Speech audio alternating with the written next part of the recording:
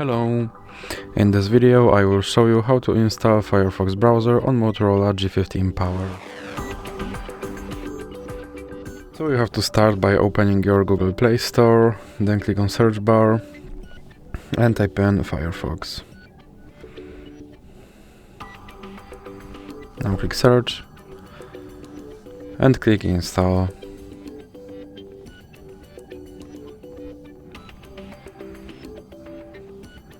And now you have to click open,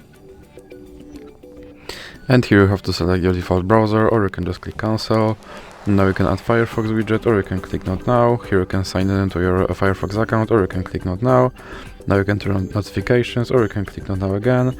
And here you can install extensions into your browser, or you can just click start browsing.